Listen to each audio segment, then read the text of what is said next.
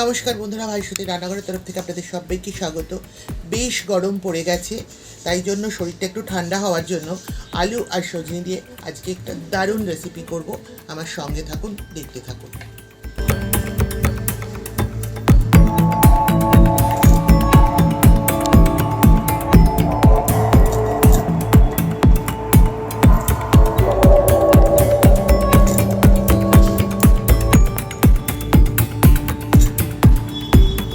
একটা মশলার পেস্ট বানানোর জন্য নিয়ে নিয়েছি 4 চামচ সাদা সর্ষে, 4টে কাঁচা লঙ্কা, 2 চামচ পোস্ত আর আন্দাজ মতন সামান্য লবণ, যাতে সর্ষেটা তেতো না হয়। এবার সামান্য জল দিয়ে এটা বেটে নেব। মশলার পেস্টটা রেডি হয়ে গেছে। গ্যাস অন করে কড়াই বসিয়ে দিয়েছি। এবার কড়াইতে দিয়ে দিচ্ছি সর্ষের তেল। এই রান্নাটায় খুব একটা বেশি তেল লাগবে না। দিয়ে দিচ্ছি 1/2 চামচ কালো জিরে, ফোড়নটা হয়ে গেছে। এবার আমি তেলের মধ্যে দিয়ে দেব কেটে রাখা আলুর টুকরোগুলো।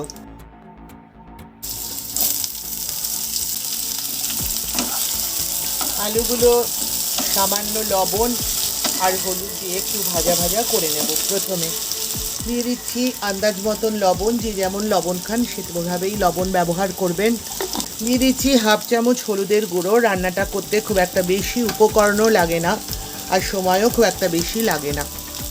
এবার হলুদ আর লবণ দিয়ে আলুটা একটু ভালো করে ভাজা ভাজা করে নেব।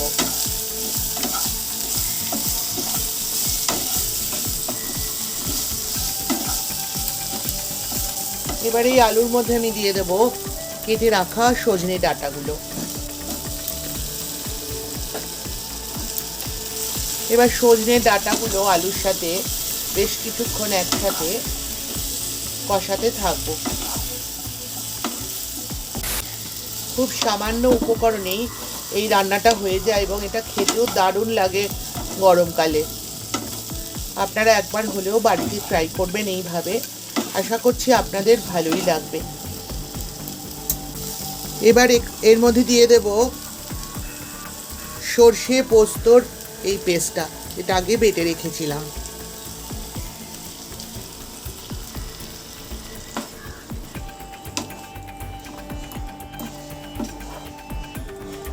এর মধ্যে পরিমাণ মতো জল দিয়ে দেব।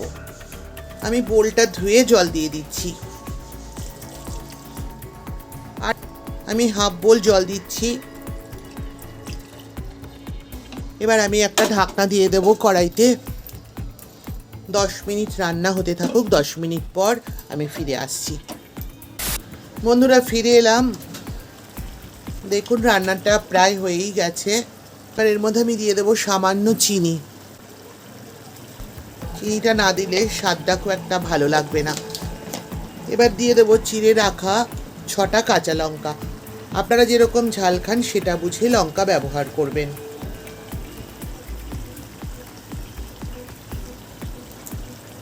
আর দিয়ে দেবো ওপর দিয়ে একটু কাঁচা সর্ষের তেল। এবার আমি গ্যাসটা অফ করে দিচ্ছি। আমার রান্নাটা রেডি হয়ে গেছে। 2 মিনিট স্ট্যান্ডিং টাইমে থাকুক। 2 মিনিট পর আমি গরম গরম পরিবেশন করছি। রেডি হয়ে গেল সজনে ডাঁটা আর আলু দিয়ে একটি অসাধারণ রেসিপি। এটা গরম ভাতের সাথে খেতে দারুণ লাগবে।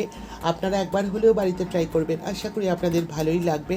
আমার এই রেসিপিটি ভালো লাগলে লাইক করবেন, শেয়ার করবেন। আমার চ্যানেলটিকে সাবস্ক্রাইব করে পাশে থাকা বেল আইকনটি ক্লিক করবার অনুরোধ রইল। ভালো থাকবেন, সুস্থ থাকবেন। আজ আসি, আবার দেখা হবে এরকমই কোনো রেসিপি নিয়ে আপনাদের সঙ্গে। ততক্ষণের জন্য টাটা।